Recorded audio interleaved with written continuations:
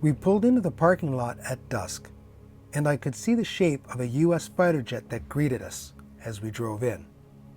This was truly an unexpected surprise for me. When we arrived at this Harvest Host location, I had no idea what I was in for. John had selected this location for our 4th night stopover, and everything that was going on with the RV, even before we left, I really didn't get a chance to do any research about this particular stopover. But the next morning was beautiful as John and I made our way to the front entrance, stopping to take some photos of some of the aircrafts that were on the grounds and around the building. And it was only at the moment when I rounded the corner that I realized where I was. Needless to say, overwhelmed with excitement, well, I lost my Seriously, Weatherford, Oklahoma. I had no idea this was the home of Tom Stafford. I mean, I've read books about the Apollo missions like the Apollo program, Failure is Not an Option, 8 Years to the Moon. But I never really got into or delved into where the astronaut actually lived. So to be here right now, this was mind-blowing. I mean, you got to understand that Commander Stafford was just not another Apollo astronaut. In my books, he was the quintessential astronaut. He laid the groundwork for the entire Apollo moon mission. He was instrumental in the creation of the docking procedure for the CM and the LM to join. It was said that he was the one who painted the white line from the Earth to the moon for Neil Armstrong to follow. Hey, slow your roll. But ultimately, Apollo 10 ended up to be the real pathfinder for Apollo 11. I tell Neil I painted a white line in the sky so we wouldn't get lost and all. And needless to say, I was pretty much in my glory. But for those who know me, they know I'm a sci-fi junkie. Basically a total space geek. Movies, books, anything about space, and especially anything to do with NASA. This was such an amazing delight to be here. I'm actually glad that I didn't know what was at this location, because I don't think I would have slept just because of the anticipation of getting there. It would have drove me crazy. But I'm here now, and all I can say is kid in a candy shop. So without further ado, welcome to the General Thomas P. Stafford Air and Space Museum in Weatherford, Oklahoma.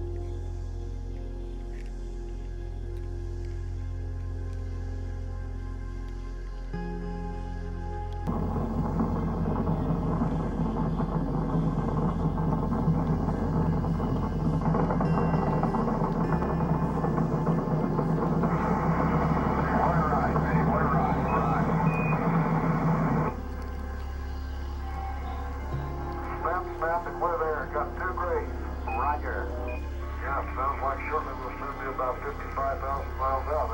Yeah, that's right. Sounds like a long way from home, Joe. Hello, Apollo 10, Houston, over.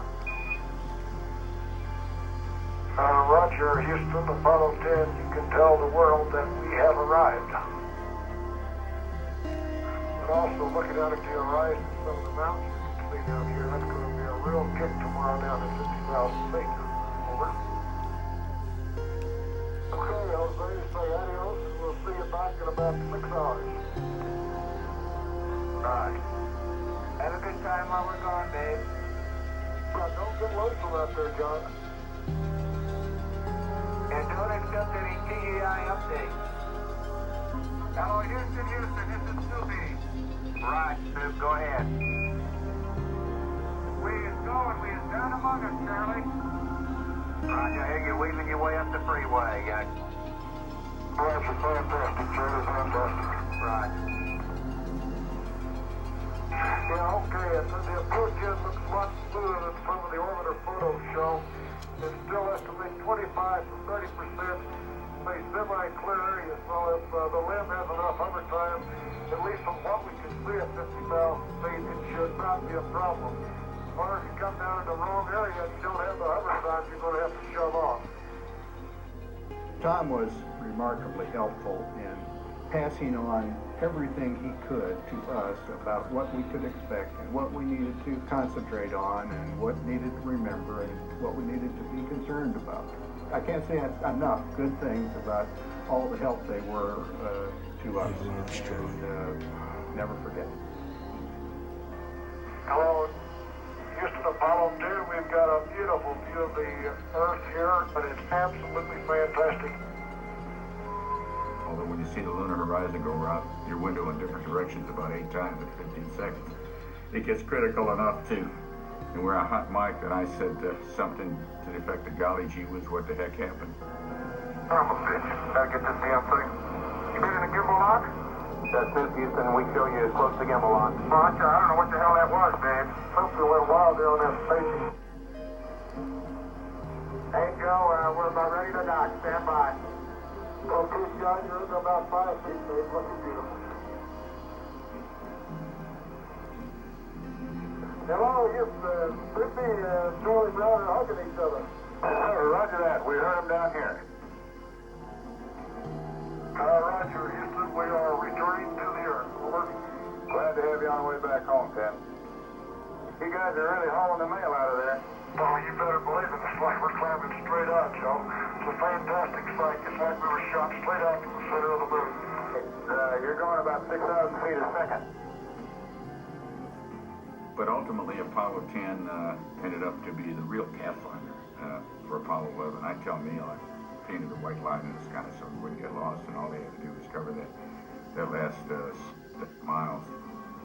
Unfortunately, it seemed to have evaporated by the time I got there, and I couldn't find the white stripe, but the pictures they had taken showed me just where the white stripe had been had it lasted that long.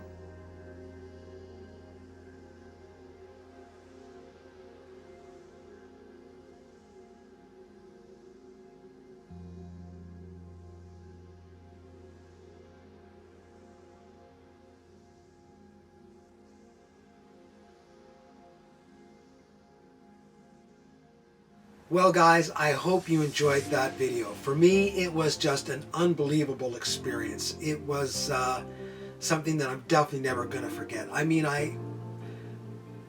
knowing who Tom Stafford was and his contributions to the space program, being at that location, like I had mentioned before, was just a mind-blowing experience for me.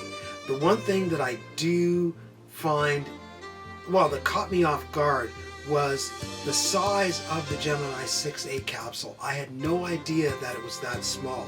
And Tom Stafford is not a small man by any means. He's at least 6 foot. And Wally Schirra, who was the pilot with him, he's also 5'4", maybe 5'6". And there's not a lot of room in those capsules for those men. But it was really, truly just unbelievable seeing the back of the capsule, the heat shield, where the capsule is just blasting through the atmosphere as it's re-entering, and seeing the debris and the fragments and everything from the blast shield, it was just amazing to see. For me, I've never seen an actual capsule, like a real legit capsule. So to see that Gemini 6A capsule was, wow, just unbelievable. And like I said, the sitting area, all the switches, just crazy. So one thing I've got to mention is my phone died on me, but I did get a lot of footage. So the museum itself is broken up into sections. The first section is all about Tom Stafford. Then there's the second section. They actually talk about the beginning of aviation. So you have information on the Wright brothers, Spear, St. Louis, and all kinds of stuff. And I've got all kinds of footage there as well.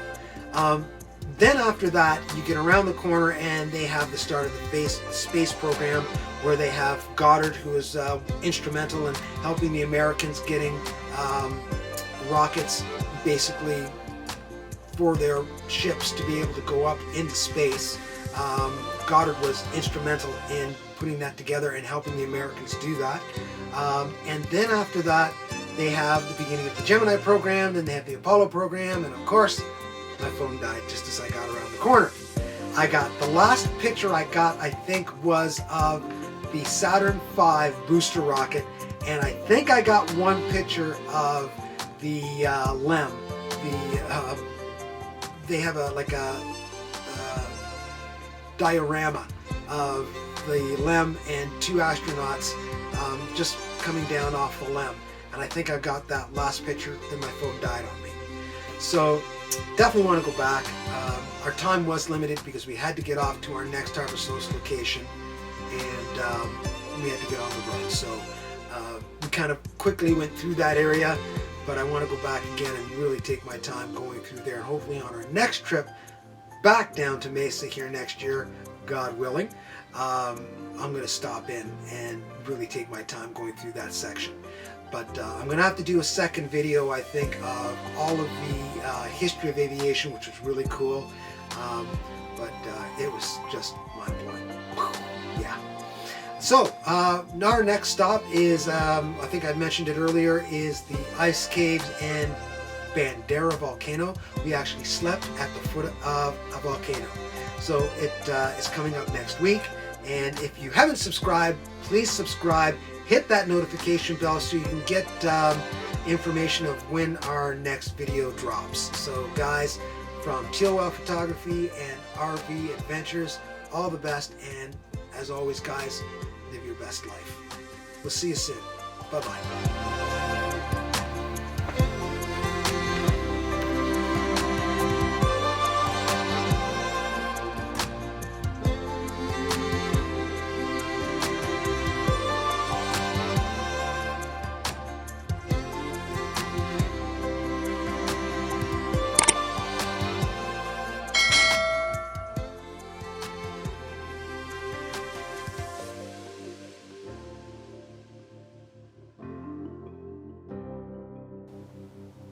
Well, I hope you guys enjoyed that. For me, it was just an unbelievable. It was an unbelievable. Try it again.